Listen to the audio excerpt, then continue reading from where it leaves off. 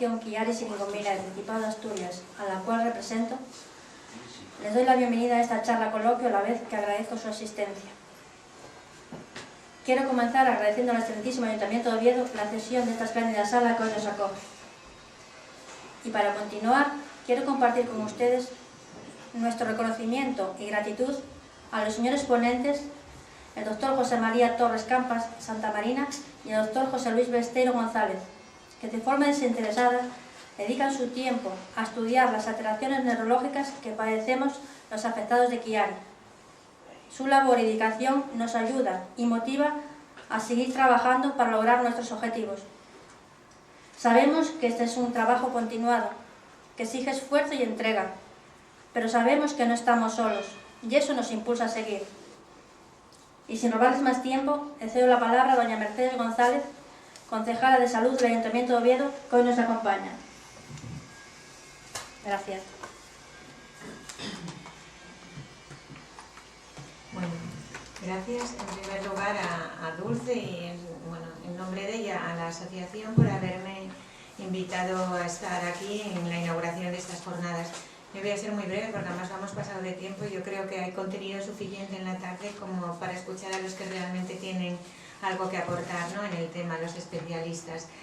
Yo solamente quiero resaltar la importancia del trabajo que hacen asociaciones como es esta, como es la vuestra, porque creo que es fundamental, ¿no?, para las personas tanto que están afectadas por la enfermedad como los familiares y amigos, las personas que están cerca, el sentir que hay alguien que les acompaña, que yo creo que la sensación de grupo es fundamental, ¿no?, cuando en ese primer momento en que te dan el diagnóstico que parece que todo se te viene abajo, ¿no?, cuando estás con ese desánimo, con esa desorientación, con ese sufrimiento que luego se va instaurando poco a poco, con esas limitaciones y esas dificultades que a veces tienes para hacer tu vida normal, creo que el sentirte acompañado, apoyado, el tener una referencia donde puedas ir a apoyar el hombro muchas veces o a preguntar, es fundamental, y más, ahora estamos hablando a veces en un sistema sanitario demasiado grande,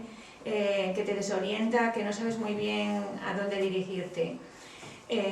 Por eso lo quiero poner en valor y quiero desde el Ayuntamiento y desde esta Concejalía de Salud brindar todo el apoyo para que organizaciones como es la vuestra y como puedan ser otras encuentren siempre en esta Concejalía el modesto apoyo que podemos dar, ¿no?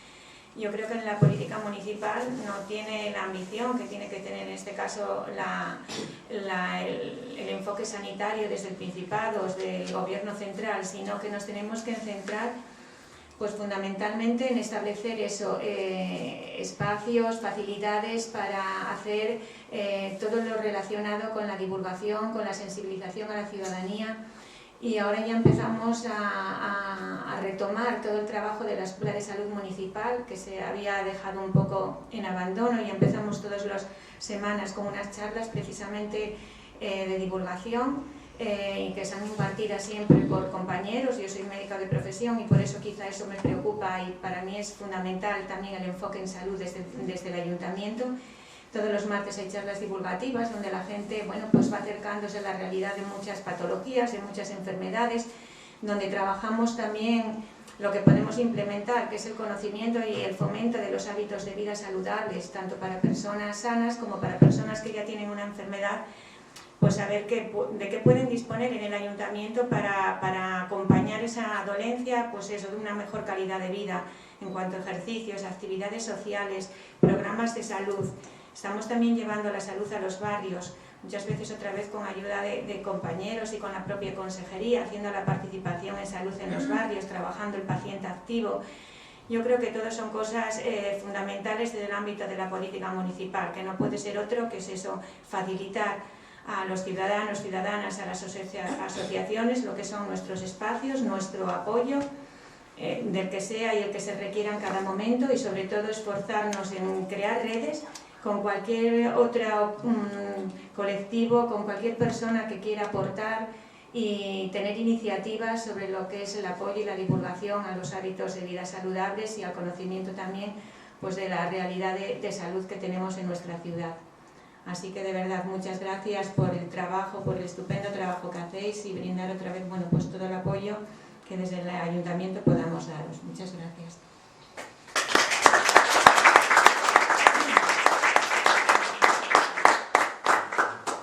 Seguidamente le cedo la palabra a nuestro moderador, el doctor Santiago Álvarez Labra, técnico de salud de los Servicios Centrales de Salud del Principado de Asturias, gran colaborador de nuestra asociación desde el comienzo de nuestra andadura en el arduo y laborioso trabajo del asociacionismo, a que estamos muy agradecidos por su gran apoyo y constante disponibilidad. Gracias, Dulce. Realmente el moderador ha de pasar desapercibido siempre. Es el mejor reloj que puedan hacer, pero bueno, gracias. Buenas tardes a todos. Agradecer a la organización, en primer lugar, esta nueva invitación que me hacen para moderar esta jornada y, como no, a todos ustedes por su asistencia. La temática que nos ocupa pues, son alteraciones cognitivas en el Chiari tipo 1 y para ello contamos con dos ponentes que son don José María Torres Campas, Santa Marina, neurocirujano consultor del Centro Médico de Asturias, coordinador del Servicio de Neurocirugía y presidente de la Comisión de Tumores del Centro Médico de Asturias. Y la segunda comunicación es de José Luis Mesteiro, que es psicólogo clínico, especialista clínico, y también consultor del Centro Médico de Asturias. Las jornadas que hace Chiari suelen ajustarse muy bien a los tiempos y empezamos en punto, son menos cuartos, con lo cual reclamo la presencia de los ponentes. Hola, buenas tardes. Lo primero, dar las gracias por haberme invitado a dar esta pequeña charla. El Chiari es una enfermedad rara, es una enfermedad poco conocida, es una enfermedad que se describió en el siglo pasado y consiste, cuando se describió por primera vez, eran grandes malformaciones, grandes alteraciones en el cerebro de la mayoría de niños que morían. Luego, con el tiempo, se vio que había 4 tipos y ahora el más frecuente es el tipo 1. El tipo 1 es una enfermedad que, aunque se describió a finales del siglo XIX, principios del XX, realmente cuando se ha empezado a conocer ha sido en finales del siglo XX, gracias a la resonancia. ¿Qué es el Chiari? Vale. El Chiari es un grupo de anomalías que producen un descenso en las estructuras de la fosa posterior en el canal espinal. En una palabra, ¿qué significa? Que el cerebro y el cerebelo no entran en el cráneo y salen por el único sitio que pueden, que es por la conexión a la columna cervical. ¿Por qué se sucede esto?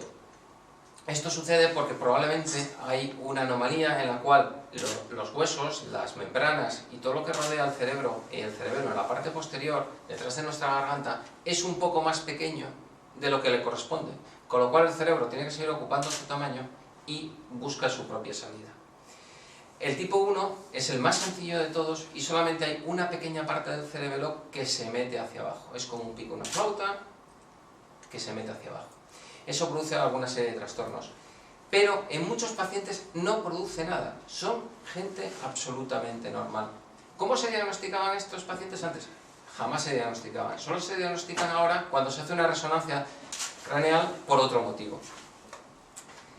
Como se produce un stop entre hay muchas estructuras en la unión del cráneo y el cuello, lo que pasa es que el líquido que todos tenemos en la cabeza, que circula entre la parte superior y la parte inferior de nuestra columna, que producimos todos los días alrededor de medio litro y reabsorbemos medio litro, no circula como debe.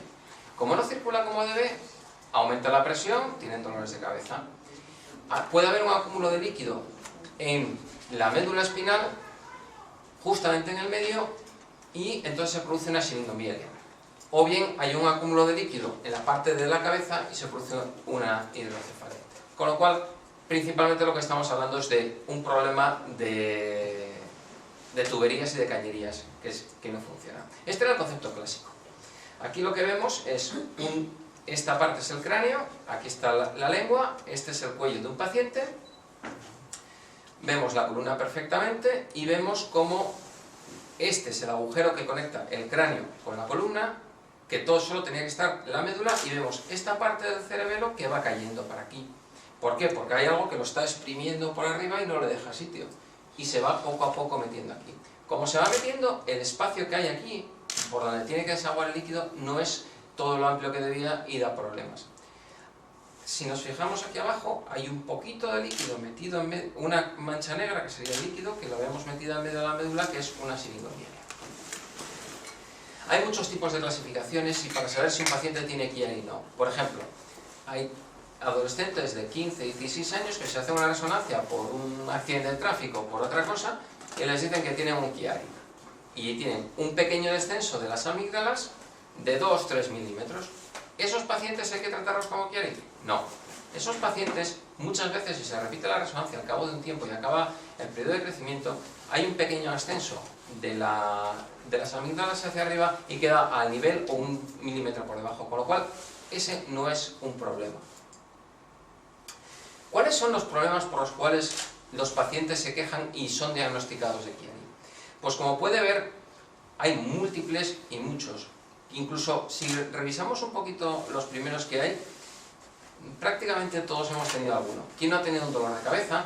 ¿Quién no ha tenido un hormigueo o una alteración de la sensibilidad en alguna parte del cuerpo? Bien, no todos los pacientes tienen estos síntomas, pero sí muchos pacientes tienen algunos de ellos.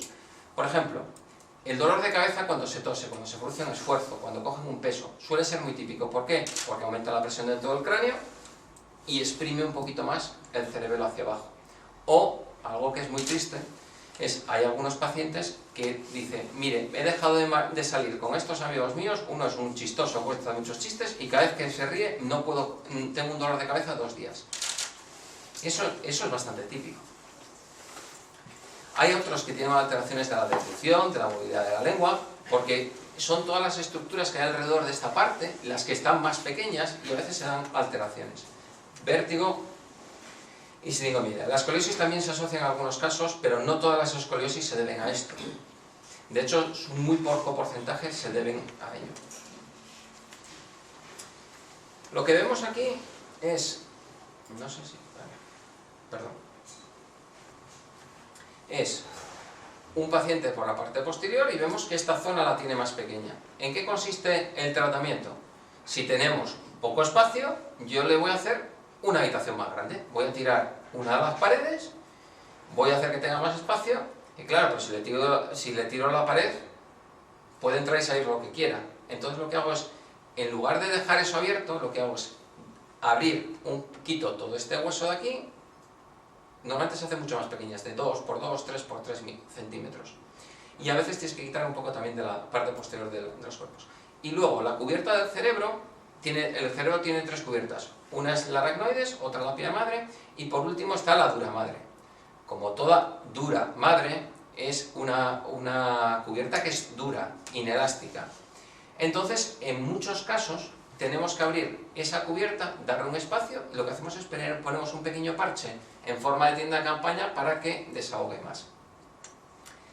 En los últimos años hay técnicas que lo que se utiliza es, en lugar de hacer una cirugía más grande, se quita solamente el hueso, se comprueba con ecografía que circula bien el líquido, en aquellos casos que son muy pequeños, y no se abre la dura madre. Hay algunos estudios que demuestran que puede que en casos leves sea suficiente, con lo cual lo que sí se reduce es el número de complicaciones posoperatorias que tienen estos pacientes. Mejoramos la sintomatología y reducimos las complicaciones. La siringomielia es un acúmulo de líquido, como dije antes, dentro de la médula. El 20-40% de los Chiaris la tienen. No todos tienen que tratarse. A veces son cantidades muy pequeñas, menos de 1 centímetro cúbico, que no hay que hacerlo. Pero sí, el 60-80% de los pacientes con Chiari que sí tienen síntomas, es decir, que tienen la enfermedad y desarrollan los síntomas, sí la tienen. O sea, aquel paciente con Chiari que tiene una siringomiela suele tener síntomas. Y estos pacientes suelen ser los que hay que tratar. Lo que vemos aquí es, si se acuerdan, antes era un descenso amigdalar, y esto es una siringomielia bastante grande. Esto es una enfermedad crónica, es una enfermedad lenta, es una enfermedad que te da muchas sorpresas. Este paciente es un paciente de mi época de Luca, era un paciente de 13 años y tenía algunas molestias para caminar y algún hormigueo. La resonancia llamaba muchísimo más la atención que llamaba el paciente. Se hizo una pequeña cirugía quitando esta parte. La resonancia al mes estaba igual, el paciente había mejorado y al cabo de 2 años prácticamente había desaparecido. Si en lugar de verlo así, como lo veíamos, vemos aquí la médula, le damos un corte y vemos el líquido, vemos la cantidad de líquido que hay dentro y que está apretando. Es como un globo que lo estamos hinchando por dentro y que las paredes se van adelgazando.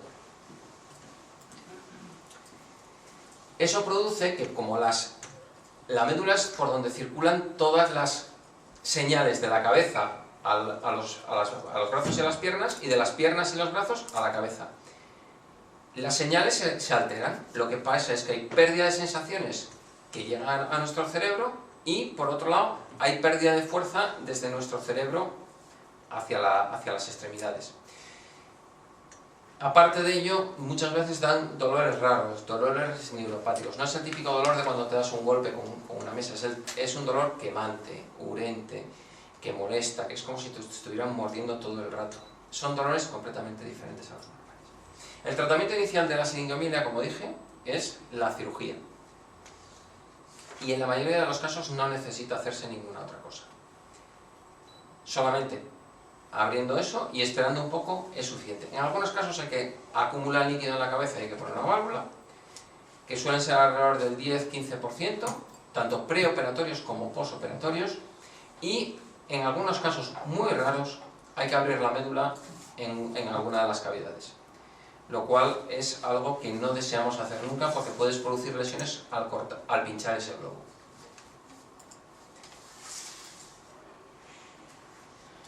No sé por qué no. Que sería este tipo de cirugías. Vemos toda la columna abierta, metes un tubo y sacas el líquido de ahí a otro sitio. Pero eso se hace de forma excepcional. Por último, en cuanto a los grandes grupos, luego también podemos hablar de deformidades. Hay deformidades en la unión del cráneo con la columna cervical, en la cual parte de la columna cervical se mete en el cráneo o está doblada, pero esas son cosas mucho menos frecuentes. La hidrocefalia consiste en lo que dijimos antes, ese medio litro que producimos todos los días no circula y se empieza a acumular en la cabeza. Y en lugar de ser un tamaño así, tenemos toda esta masa negra en la cabeza. ¿Qué produce? Dolores de cabeza, sueño, alteraciones de la visión y los pacientes se orinan. Y muchas veces tienen problemas para caminar, igual que la hidrocefalia crónica del adulto. ¿Qué tratamiento tiene? O bien poner un tubito de la cabeza a la barriga, o bien una ventriculostomía endoscópica. La ventriculostomía endoscópica nos permite quitar un material que estamos metiendo en la cabeza, que tiene riesgos de infecciones y malfunciones, pero tiene la desventaja de que, al ser pacientes que tienen anomalías y están formados de forma diferente, a veces no es fácil saber dónde estás y dónde tienes que hacer ese agujerito pequeño. Si no, normalmente un paciente adulto o un paciente con tumor de fosa posterior es una cirugía que no te demoras más de 10 minutos en hacer, pero en estos pacientes tardan mucho más y es mucho más complejo, con lo cual habitualmente son portadores de válvulas. Malformaciones óseas, que era la que estaba contando. Es un paciente como este que tiene una parte de la columna, en lugar de... Aquí tiene el descenso de la amígdala y tiene una parte de la columna que se mete al cráneo. Son las imaginaciones o las impresiones basilares. Luego, no voy a extenderme demasiado, en el año 2008, cuando se hizo la primera reunión, habíamos hablado bastante sobre este tema. La fibromialgia, el síndrome de fatiga crónica, es un síndrome que cada vez es más prevalente en la población, cada vez hay más, y no se sabe muy bien a qué se refiere. Sí es cierto que los pacientes con Chiari tienen mayor tendencia a tener síndrome de fatiga crónica y fibromialgia, con un dolor mal controlado y, aparte del dolor mal controlado, con un componente emocional importante. El dolor crónico produce alteraciones emocionales, depresión, ansiedad. Igual que la depresión y la ansiedad aumentan el dolor. Son cosas que se potencian. Si encima tenemos una probable malfunción del cerebro, estamos teniendo alguna cosa más. Si solamente es un problema de continente y contenido, yo cojo, le hago la habitación más grande y el problema se ha acabado. Pero nos hemos dado cuenta de que cada vez que operamos más pacientes, algunos síntomas desaparecen. El dolor de cabeza desaparece porque circula mejor el líquido, no hay hiperpresión, no hay globo que se hincha. Vale. La siringomiela mejora, pero el dolor. Y luego muchos de los pacientes, sí doctor, mejoré, pero no estoy bien, no me duele la cabeza, pero el brazo tengo hormigueos y es un dolor que no me va bien con los antiinflamatorios. Los calmantes no me vale, la morfina no me vale. Son dolores neuropáticos, no acaba de ir bien. Me pongo a hablar con mi marido, quedamos en que vamos a hacer tal cosa y se lo vuelvo a preguntar 10 minutos después. Eso es algo que se quejan muchos pacientes y normalmente los cirujanos somos gente que nos preocupa ver un problema, solventarlo y nos olvidamos. Con el tiempo lo que hemos visto es que eso tiene mucha más importancia para los pacientes de lo que nosotros nos pensábamos. No es un problema de cañerías, no es un problema de tamaño, no es un problema de compresiones, es un problema de malfunción de algunas estructuras. Por eso, cuando hace unos años estuvimos hablando el doctor Besteiro y yo, también hablé con Juan Carriles en el Central, en la posibilidad de estudiar a estos pacientes, porque eso que me estaban diciendo y que nos estaban diciendo a los compañeros de estoy mal, no puedo hacer esto, ¿eso es verdad? ¿O es una queja subjetiva del paciente que luego no es verdad? Hay que medirlo y valorarlo. Pues ahí empezó el tema y a septiembre del año 2009 se presentó por primera vez este estudio como ponencia, los datos preliminares en el Congreso Nacional en el Congreso Europeo de Neurocirugía, donde sí se demuestra que hay un problema de ejecución. Las tareas que se quieren hacer no se realizan igual que a otros pacientes. Les cuesta trabajo aprender nuevas tareas. Vale. Si esto lo sumamos a otro tema como es el sueño reparador, estos pacientes con el Chiari, en teoría, no tienen alteración del sueño reparador, mientras que la fibromialgia, fatiga crónica, sí lo tienen. Con el tiempo se ha dado cuenta de que esta diapositiva es antigua, de que sí hay una alteración del sueño. ¿Por qué? Lo veremos al final. Los síntomas que nos llevan a valorar el Chiari son el dolor de cabeza, el dolor, las parestesias y las alteraciones de la marcha. Esto hace que alguien, un médico de familia, o un neurólogo, o una queja repetida, o un accidente de tráfico, le hagan una resonancia. Eso diagnostica un Chiari, y muchos de los Chiari no hay que hacer absolutamente nada. Hay que tranquilizar al paciente y decir que no hay más historia. Hay otros pacientes que sí necesitan un tratamiento. Al ser una patología rara, hay muchos yo cuando estudié en la carrera, y no hace tantos años, bueno, sí, 25, el síndrome de Chiari no se estudiaba. Era una enfermedad que empezabas a conocer con el tiempo, con lo cual hay muchos médicos que la desconocen, bien porque no se han estudiado, o bien porque no han tenido un paciente, etc. Con lo cual, son pacientes que no saben muy bien dónde están, a quién acudir. Las asociaciones de pacientes hacen muy bien, dirigen, dicen lo que tienen, con quién tienen que hablar, y Chispa la verdad es que lo está haciendo realmente bien aquí en Asturias. Los pacientes con síntomas de Chiari típicos deben ser tratados con cirugía. Aquellos que no, que tengan solamente fibromialgia, pues deben ser tratados como fibromialgia por los médicos. Un dolor que es bastante frecuente y que a veces se confunde es la neuralgia del nervio de Arno. La sensibilidad de esta parte de aquí de la cabeza viene a través de un nervio que sale entre los músculos. Si tenemos una contractura, si nos damos un golpe, si tenemos mucho estrés y al final del día estamos contracturados, tenemos una cefalea tensional, que es una neuralgia del nervio de Arno, al fin y al cabo. Hay pacientes que tienen esto y que simplemente con antiinflamatorios, relajantes o con una infiltración se solventa el problema sin tener que hacer una craneotomía descompresiva. Sí es cierto que estos pacientes suelen tener más problemas de columna de los que nos parece. Lo que nunca tenemos, yo nunca acabo de tener claro es si estos pacientes que tienen hernias pequeñitas y que dan problemas son operados más porque los buscamos o porque estos dolores son producidos por otras cosas, pero sí es cierto que son operados más de hernias discales cervicales que otros pacientes. Y el resultado no es tan bueno como en los otros pacientes. Como hemos dicho, toda esta zona de aquí está parcialmente malformada, siendo más pequeña, y hace que no funcione del todo bien. Esta parte de adelante, en embriología también se forma por prosartrópodos branquiales, y hace que estos pacientes les cueste trabajo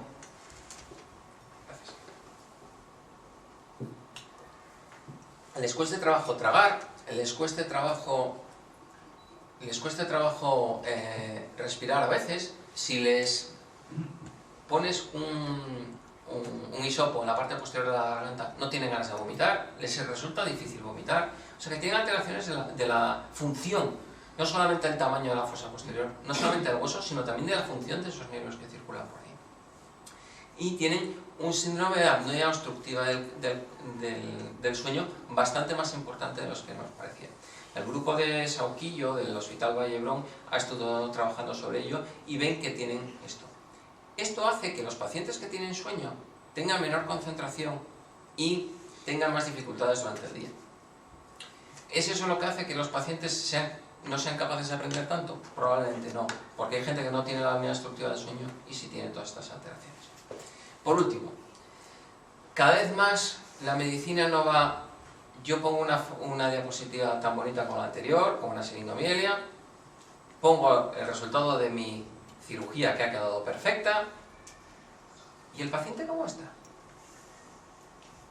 Muchas veces no lo sabemos. Cada vez más la medicina va hacia calidad de vida y evaluación del resultado por la calidad de vida del paciente y por la percepción que tiene el paciente de cómo está. Este estudio está hecho por el mismo grupo, por el grupo del Vallebrón, por Sauquillo y Poca, en el cual la calidad de vida de los pacientes con malformaciones de Chiari tipo 1 es bastante inferior a los demás. Por ejemplo, el trabajo es el más afectado y ansiedad lo presentan en el 86% de los pacientes y tienen un moderado o grave alteración de la calidad de vida aproximadamente un 40%, 45% de los pacientes. Eso es un porcentaje, un 40%, es un porcentaje realmente alto, a pesar de que algunos de ellos han sido operados. Con lo cual, hay muchas de las cosas que desconocemos y por eso tenemos que seguir dando pasos a conocer. Y es muy importante que ustedes nos digan qué es lo que les sucede para poder reconocerlo y seguir desarrollando las investigaciones. Por mi parte, espero no haber sido muy pesado en la tarde del viernes y muchas gracias por su atención.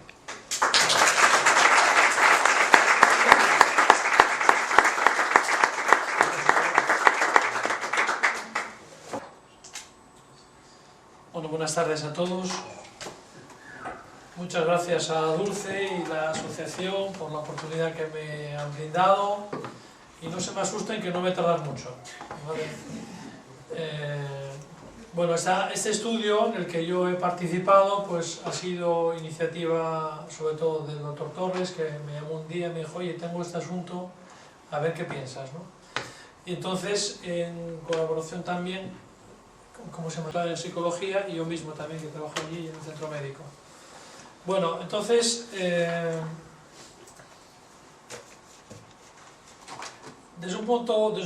desde una perspectiva evolutiva, filogenética, inicialmente se pensaba que el cerebelo tenía fundamentalmente funciones motoras, pero con el paso del tiempo se fue comprobando cómo el cerebelo cada vez estaba implicado más directamente en procesos cognitivos complejos, como puede ser el aprendizaje, la memoria, procesamiento del lenguaje, etc. Desde los años 80 aproximadamente del siglo pasado, pues se tiene más o menos claro que de alguna forma el cerebelo está directamente implicado, cuando hay alguna lesión cerebelosa, sobre alteraciones en funciones cognitivas. Pues les pongo ahí, por ejemplo, la memoria de trabajo, la memoria verbal, el aprendizaje, las funciones ejecutivas. Las funciones ejecutivas implican la capacidad de planificar la acción. O sea, yo tengo que hacer algo y tengo que organizarme mentalmente para llegar a una meta, a un objetivo. Son funciones ejecutivas o lenguaje. Funciones que fundamentalmente están relacionadas con el lóbulo frontal, con la parte frontal del cerebro, que no tiene nada que ver anatómicamente con el cerebelo que está hacia atrás, como bien saben ustedes.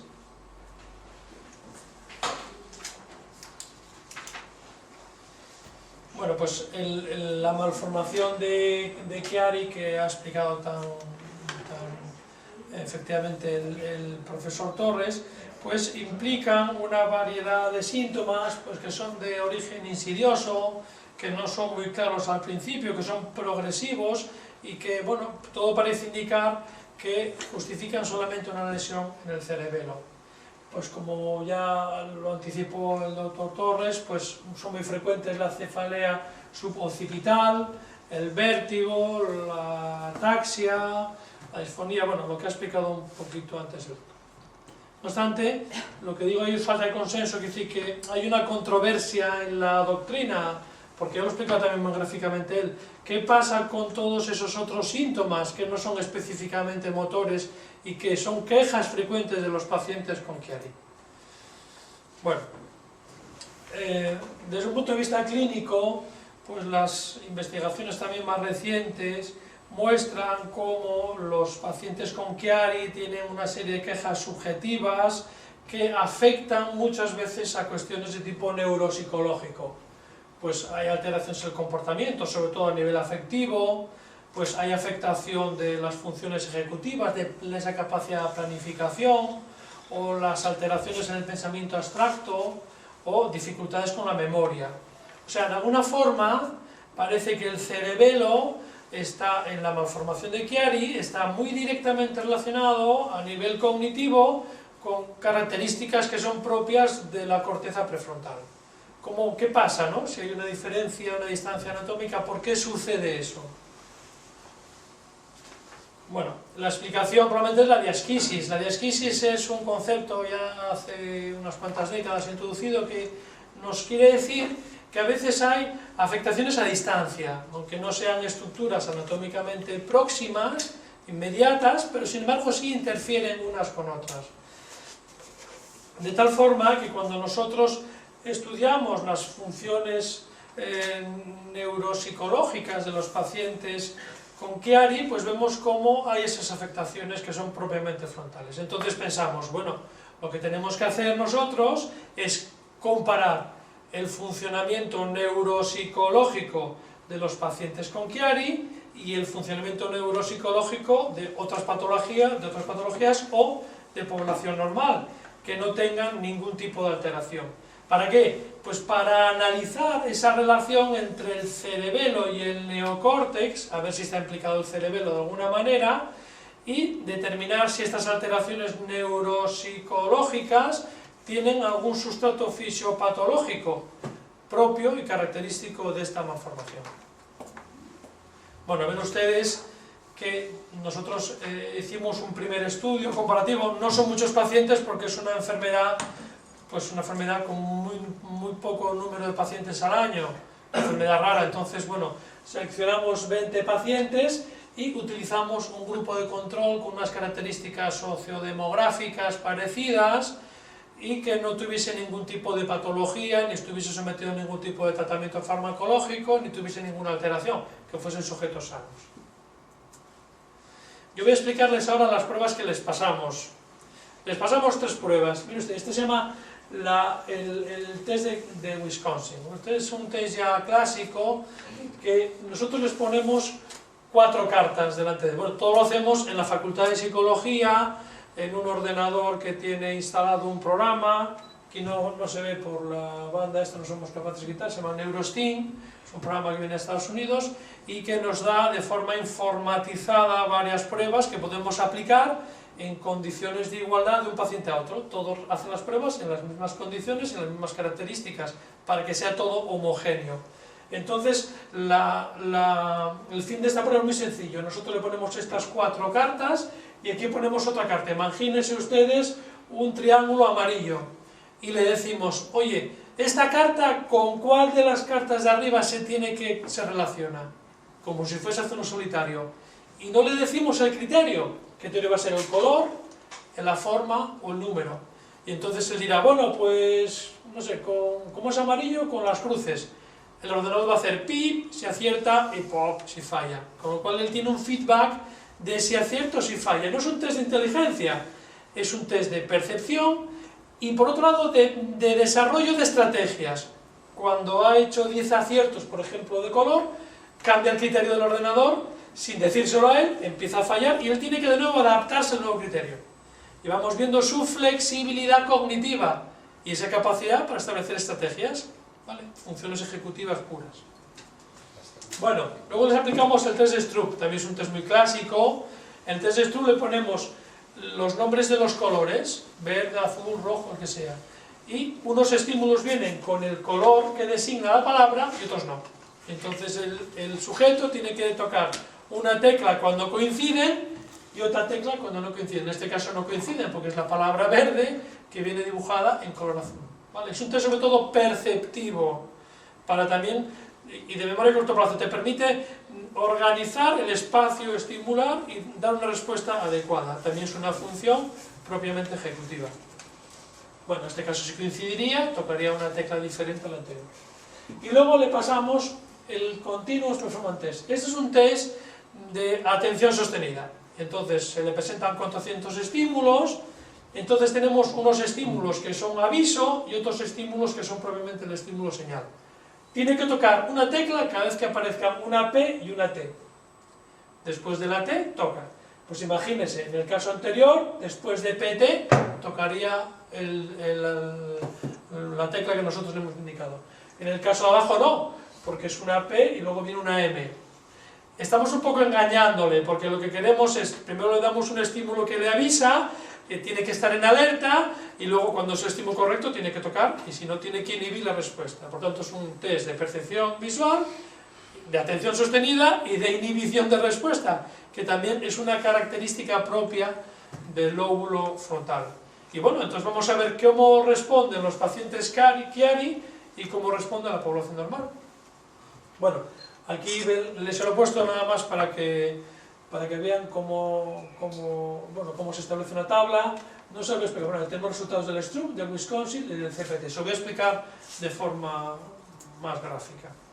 Bueno, les repito el objetivo. El objetivo que nosotros teníamos era, pues dada esa heterogeneidad del cerebelo que estamos descubriendo, ¿no? Que parece que tiene funciones motoras, pero también funciones de otro tipo que parecen neuropsicológicas, lo que pretendemos comprobar es cómo las lesiones cerebrosas pueden implicar en ese funcionamiento neurocognitivo.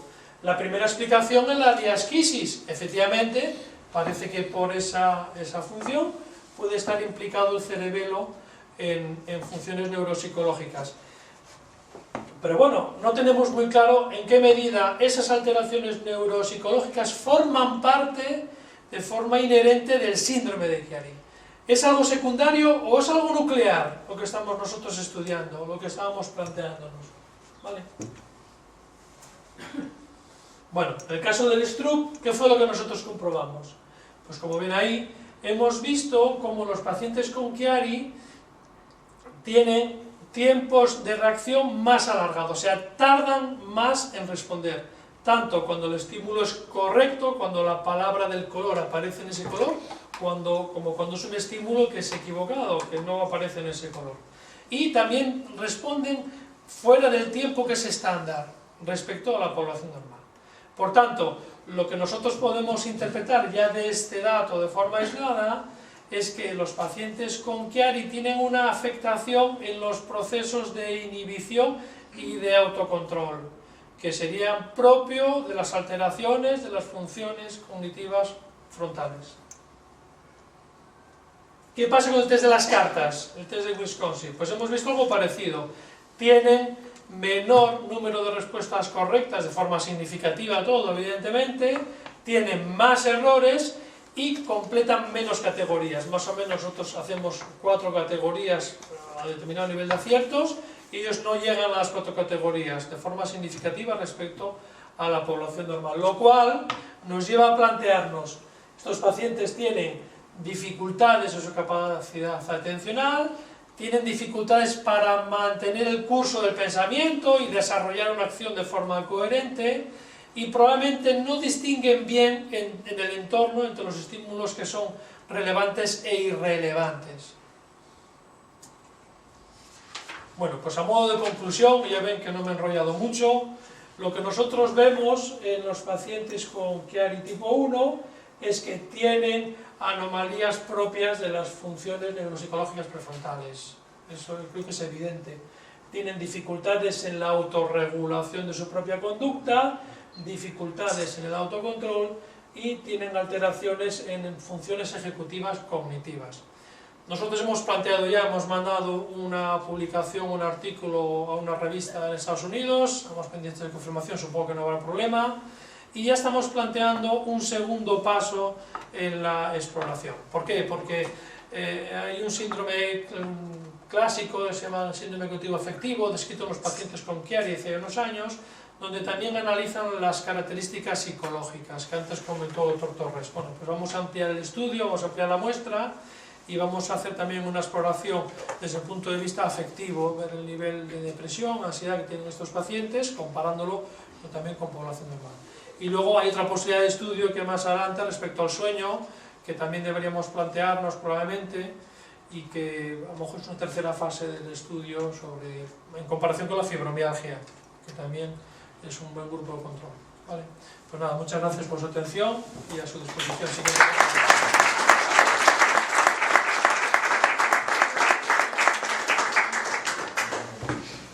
A establecer un turno de preguntas que ellos responderán gustosamente y cuando quieran pueden empezar. TAC de última generación, un 128, un 128 flash, como los que tenemos, son capaces de proyectar imágenes que nos orientan o no. ¿Cuál es la diferencia? Es decir, ¿tiene que ser estrictamente una resonancia o un TAC hecho en un Chiari evidente? No nos puede decir la... El diagnóstico del Chiari pura se puede hacer con un TAC de alta resolución. La desventaja que tiene son dos. Una, bueno, tiene una ventaja y es que es mucho más rápido y mucho más barato, sobre todo para cráneo. Es decir, tú en el cráneo le haces un TAC de diferencias, haces un diagnóstico diferencial de una hidrocefalia y de eso. El problema que tiene es que la diferenciación a nivel medular de la singomilia es bastante peor. Y cuando tienes que hacer un body TAC para hacer toda la columna, la dosis se aumenta. Entonces ahí solemos ir más y sobre todo cuando tienes que hacer controles, a veces para una persona joven que tiene una singomilia que tienes que hacer 3-4 resonancias en un año. Bien, pero ya estamos ante la enfermedad diagnosticada. Y diagnosticada. Es lo que quiero decir. Yo Sí. sé que el TAC, de hecho, en diagnóstico vamos cada vez más hacia la resonancia precisamente porque no hay radio. Es una discusión en recursos sanitarios acerca de por qué tanto si ahora tenemos TAC que podemos... Y yo digo, no, pero es que olvidaros, porque la evolución es ir hacia pruebas que sean lo menos lesivas para los pacientes. Entonces, en la medida en que se puede evitar la irradiación, y especialmente los TAC de última generación que dan unas imágenes extraordinarias, espectaculares, el problema es la irradiación, a pesar de que intentan reducir la dosis, pero repetirlo continuamente es la irradiación. Pero yo lo que digo es que un TAC que es más fácil de realizar en una primera atacada, antes que una resonancia, nos puede orientar y por lo tanto decidir el nivel de urgencia o el nivel de rapidez en el que yo tengo que hacer una resonancia para hacer el estudio completo, por ejemplo. Estoy completamente de acuerdo y normal. El problema es que la gente no piensa, cuando pides la prueba, no piensas en Chiari.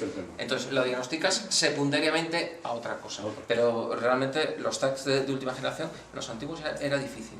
Sobre todo cuando el corte es gordo. Los dos, tenemos dos 128 entre otros, y uno especialmente el flash es espectacular. Con el 64 ya te vale de sobra. O sea que sí, en eso sí. Yo quería saber lo que produce la ansiedad y la depresión.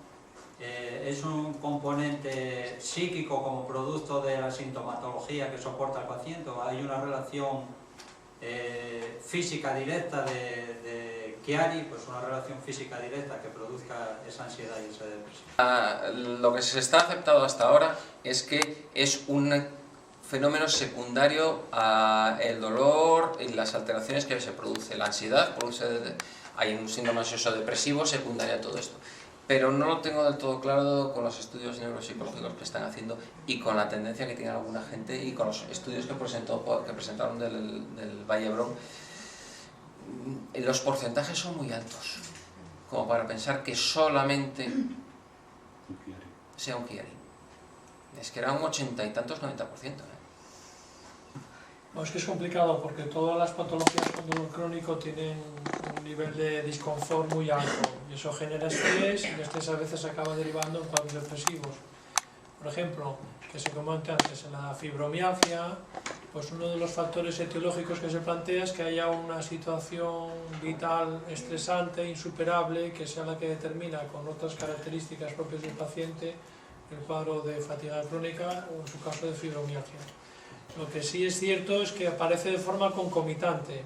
Lo que nosotros también queremos explorar es un poco cómo se puede establecer esa relación, si es causa-efecto o no. Hoy por hoy no hay ningún dato que sustente una alteración anatómica que sea la desencadenante de un cuadro depresivo. Bueno, hay que verlo, hay que estudiarlo un poquito más. Tengan ustedes en cuenta que esta es una enfermedad insidiosa, que no aparece de repente de forma florida, sino que va poquito a poco manifestándose y a veces el diagnóstico es complejo por eso que le digo, porque hay una serie de síntomas que despistan muchas veces, no es una falta de pericia o de interés, sino es que no es fácil el analizar un conjunto de síntomas dispersos entre sí que se van apareciendo, superponiendo, hasta que al final ya es evidente y se manifiesta. Y este estudio que se está haciendo aquí, con 20 personas, quiero entender, ¿no? Se hizo, ¿no? Se hay que extrapolarlo a otros profesionales o otras comunidades para que sea válido, si con 20 vale o No, si tiene que desde ser... el punto de vista estadístico, al ser una enfermedad rara y un estudio clínico, los niveles de fiabilidad y validez son suficientes, es decir, que el estudio es perfecto en ese sentido. No es lo mismo con otras patologías mucho más prevalentes. Entonces, el que sean 20, al ser un trastorno raro, es suficiente. O sea, ahí no tengas la menor duda de que no hay ningún problema desde el punto de vista metodológico, ¿vale?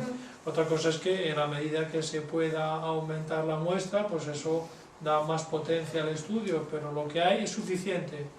Los problemas, si los hay, no van por ahí, desde luego, ¿vale? Yo quería hacer una pregunta al doctor Besteiro y sobre los problemas neurológicos y cognitivos que refieren sobre la memoria de trabajo, funciones ejecutivas, la atención, parecen los problemas de un TDA normal. Entonces yo quería saber si a una persona con esos problemas se le puede orientar, se le puede ayudar o puede mejorar recibiendo el mismo tratamiento que puede recibir un TDA de orientación, que recibe psicológico, no el médico. O si hay alguna comorbilidad más asociada a la patología que impida que esto funcione bien. Bueno, desde el punto de vista de la terapia, lo primero que hay que hacer es la intervención médica, es decir, que tenemos que solucionar realmente de forma quirúrgica el problema, la conditio sine qua non, ¿no? Tenemos que cortar la raíz del problema y sería el primer criterio. Y una vez que eso se ha hecho así, pues evidentemente hay distintos programas de intervención para mejorar la atención sostenida, para mejorar la memoria de trabajo, todo eso, el aprendizaje, etcétera, ¿no? Hoy en día están apareciendo más programas nuevos de intervención a base de neurofeed. Bueno, hay una serie de estrategias que se pueden aprovechar y que no tiene nada que ver con el TDAH. El TDAH es otra historia, pero que bueno, aunque se manifieste la atención, pero no tiene, son otro mundo. Sí, bueno, pero eso se altera no solamente eso, sino otras patologías en las que están implicadas las estructuras que regulan esa función, ¿vale? TDAH no tiene nada que ver, aparte hay una discusión doctrinal sobre el TDAH, que no vamos a entrar aquí en eso, pero no tiene que ver. Aunque sí, se puede intervenir perfectamente. De hecho, hay talleres de memoria que se ofrecen públicamente en centros Me refiero sociales. exclusivamente a lo que se utiliza con TDA para ayudarle a que se organice, a que... Bueno, sí, las estrategias se pueden utilizar, también se utilizan... Se ven mermadas Sí, en una claro. recuperación. Por supuesto, también se utilizan en terapias de rehabilitación de las demencias. Este tipo de estrategias cognitivas son útiles. Lo que quiere decir que ahora hay estrategias nuevas que se están utilizando, métodos informáticos, que son mucho más útiles, cómodas y prácticas, ¿no? Desde luego que se puede hacer perfectamente, dependiendo de la gravedad del síntoma que tenga cada paciente. ¿El Chiari puede afectar a la visión y tener, por ejemplo, dolor en los ojos? ¿O esa sensación de que me duelen los ojos? Eso es una o dos preguntas. La puntualización es importante. El dolor retroocular es muy típico de los pacientes con Chiari. Tengo algo que está metido detrás del ojo y que me está apretando. Pero eso no quiere decir que tenga una alteración de la visión. Alteraciones de la visión objetiva se pueden dar, pero no se dan por esa cefalea. Se suelen dar por alteraciones tipo hidrocefalia, acúmulo de líquido dentro de la cabeza, que sí tiene una alteración de la visión, con una reducción del campo visual. Pero eso es muy anecdótico. O sea, la alteración de la visión no es lo habitual. Sí es muy habitual el dolor retroocular, como que está apretándonos algo por detrás. Sí, eso es frecuente. Quería saber si tienen conocimiento de alguna relación entre un diagnóstico borderline y el Chiari. Borderline a nivel de personalidad. No, yo no creo que el Chiari manifieste modificaciones conductuales como para hablar de un trastorno borderline de la personalidad. No. Vale, no. Otra cosa es que a veces hay alteraciones comportamentales, pero sobre todo a nivel afectivo. No, yo no creo que el comportamiento... Yo no tengo constancia de una descompensación, de una conducta impulsiva a nivel que puede tener un trastorno borderline de la persona. Puede tener otras cosas de forma comórbida, no tiene nada que ver. Evidentemente, si tiene un trastorno borderline, pues la aparición del Chiari puede potenciar los síntomas previos, pero de forma colateral, de forma coincidente. Está claro, pues no lo tengo claro lo que vi ahí. Entonces, no sé si lo voy a pronunciar bien. Cerebelo, la diásquisis, eso se pronuncia diásquisis, ¿no? Es lo que se cree que podemos tener, ¿no? La disquisis. Ah, bueno, sí, vale. Pero ¿por qué se puede producir esas dos cosas? ¿Qué es lo que pasa en nuestro cerebro? Yo creo que este no lo puede explicar. La disquisis es que, a ver, así de forma sencilla, pues que se produce una... el cerebro está estructurado por funciones, ¿vale? Más o menos determinadas zonas tienen una función bastante clara, ¿no? Más o menos, ¿vale? Con todas las dificultades que implica verlo así a nivel cerebral. Entonces, a veces se produce una afectación de unas zonas aparentemente no implicadas en una función con otras que sí las desempeñan. Y lo que estamos comprobando, lo que se está comprobando desde hace varias décadas, es que el cerebelo tiene conexiones y vías de conexión con otras estructuras cerebrales y parece que a pesar de la distancia que lo separa, el cerebelo está implicado muy directamente en algunas de esas funciones que no le son propias. Entonces, ese fenómeno de influencia a distancia explicaría el por qué los pacientes con síndrome de Chiari pues tienen alteraciones de atención, memoria y percepción, cuando aparentemente el cerebelo, su función originaria es el control del movimiento. ¿Vale? Vale, gracias, me queda claro. Muchas gracias. Y aparte hay otra circunstancia, es que el cerebelo en sí, en teoría, es normal. En el Chiari. Tú si haces cortes son normales, lo que sí está es apretado. Sí. Pero no está... De hecho, las diasquisis se diagnosticaron a través de infartos cerebelosos que tenían lesiones frontales. O al revés, además del otro lado.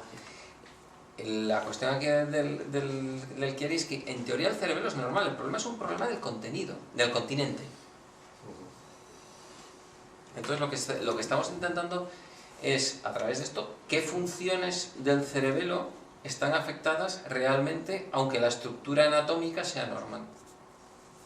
Y es un poco el estudio que hacen. Pero tú haces una resonancia del cerebelo y salvo las amígdalas que están para abajo, el resto es normal, anatómicamente. ¿Y con estos siguientes estudios que vais a realizar lo va a hacer? Vamos a intentar. Había otra. Fui operada de pneumonía y de asma, y hace mucho. Y ahora lo que quería preguntar es que yo cada vez estoy más torpe, tengo menos para hablar, tengo el vocabulario muy escaso, vamos a decirlo así. Y la escritura cada vez puedo escribir menos. Eso es debido al... ¿Cuánto tiempo hace que se operó? Hace mucho, en el 88. Vale. ¿Y mejoró? De la que me operé, sí. O sea, tuve un posoperatorio muy mal. Los posoperatorios en la época eran muy duros. Muy duro, durísimo. Pero después estuve unos años muy bien. Pero luego empecé otra vez. Luego ahora traigo un marcapasos que tampoco puedo hacer resonancia. Me hicieron un escáner hace poco a ver si esto avanzaba, a ver.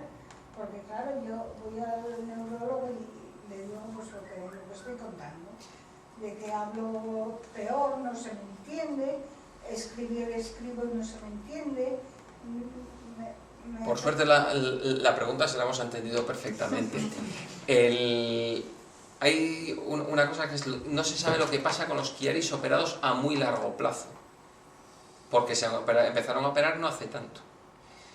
Entonces, igual que la degeneración de cualquier persona con el tiempo va empeorando sus funciones, si el nivel basal sobre el cual partíamos ya no era el ideal por todas estas cosas que hemos estado hablando, cuando pasa el tiempo vamos perdiendo funciones por la edad. ¿Los pacientes con Chiari van a degenerar antes esas funciones que en el resto de los pacientes? No lo sabemos, pero por lógica puede ser que sí. Eso no quiere decir ni que vuelva a tener un Chiari, ni que haya que operarlo otra vez. No, por Dios. Y menos con la experiencia que debió tener. ¿Había otra duda? Yo quería preguntar, por ejemplo, yo tengo problemas de desorientación. Incluso en la calle de mi casa pierdo muchas veces y tengo muchos síncopes. Pregunto si esto tiene que ver con lo del Chiari, porque aparte cada poco tengo que coger muletas. ¿Por qué? Porque me falla mucho la pierna derecha. ¿Está operado? ¿Tiene una sinusitis? No estoy operado. Tengo un Chiari tipo 1, pero no estoy operado. ¿Sinigomiela? Pues es que nunca se me ha... Estoy ahora pendiente a través de la asociación una consulta de Luca con la doctora Melker, me parece que es. Pero bueno, dieronme para 8 meses, tocarme en enero ahora. Porque llegar no me se llegó a valorar todavía. Hay que valorarlo en su justa medida y verlo. Los síncopes no suelen ser lo más típico. No suelen ser lo más típico. Sí puede haber caídas, pero no con pérdida de conocimiento, no suele ser lo habitual. Sí, no debe con pérdida de conocimiento. En el síncope hay que hacer muchas más cosas, hay que mirar cardiología, hay que mirar neurología, hay que mirar otra serie de cosas. No solamente el Chiari normalmente no suele ser estar así, pum, y te caes. ¿Y el problema de desorientación? Pueden ser problemas de alteraciones ejecutivas y todo esto, puede ser que sí sea. Yo lo he oído más veces, a más pacientes. Una de las cosas que hace el lóbulo frontal es ordenar el entorno estimular, los estímulos que nos rodean, ¿no? Entonces, esa capacidad de ordenación pues puede venir perfectamente alterada. Y entonces las dificultades espaciales pues pueden estar relacionadas perfectamente con una disfunción frontal. Es lo que estoy escuchando por aquí, ¿no? Uno, hablábamos de una intervención, comentaban ahí atrás, en los años 80, y tú reconocías que efectivamente el posoperatorio era terrible. Y yo escucho que hay algún diagnóstico de Chiari aquí que tiene indicación de cirugía, pero que no se hace la cirugía por miedo. Entonces me gustaría que explicara si en la cirugía ahora, en 2015, uno debe esperar un posoperatorio tan tormentoso, dificultoso como en los años 80, o no, para no. Que no... Te agradezco la pregunta y creo que es importante. Una de las cosas más importantes que yo suelo poner énfasis es explicarle a mis pacientes cuál va a ser el posoperatorio. Si uno sabe lo que le va a pasar, lo lleva muchísimo mejor. Y los posoperatorios en los pacientes con Chiari no suelen ser malos en el momento actual. La anestesia nos ha ayudado muchísimo. La técnica quirúrgica ha mejorado algo, pero sobre todo la anestesia, las UCIs y los cuidados postoperatorios. Sí es cierto que hay un porcentaje de complicaciones esperables en la cirugía, que pueden ser acúmulos de líquido, sobre todo hidrocefalias, que haya que poner válvulas, en el primer mes principalmente, y luego salidas de líquido por la herida, que muchas veces están relacionadas con hidrocefalias. Pero complicaciones serias e importantes suelen ser bastante poco frecuentes. Y normalmente el tiempo de ingreso va entre 4 o 7 días. No son... Me imagino que cuando se operó usted fueron bastantes más días de ingreso. Bueno, yo fui en Puerta de Hierro, estuve 40 días. Por eso lo digo. Y en Puerta de Hierro estaba... Precisamente. El doctor Bravo, y era un excelente cirujano. La cirugía, la anestesia y los cuidados postoperatorios han cambiado de forma espectacular y nos ha permitido a los cirujanos hacer muchas más cosas, y no gracias a nosotros, sino a todos los que están detrás, que somos un equipo siempre. Y añadiendo algo más, también comentaba la otra pregunta, que era la de los milímetros. ¿La indicación de cirugía más o menos rápida, utilizáis el descenso como medidor para tomar esa decisión? ¿O? Normalmente es las complicaciones del descenso, más que eso. Es decir, que tenga una siringomielia, me importa que tenga 7 o que tenga 20. Da igual, hay que entrar. Hay que entrar. Con 20 ya te planteas una cirugía más importante. Con 7 sin síntomas. Y luego hay una variante que es el Chiari tipo 0 o el Chiari tipo 0,5 que llaman, que es aquel paciente que tiene síntomas y no tiene descenso mitral. Que eso es simplemente la amplitud del S, pero no tiene descenso. No tiene descenso, pero tiene todos los síntomas. Y eso es una entidad que no se conoce muy bien todavía. Hay gente que se opera y queda muy bien. Está todavía en estudio y es muy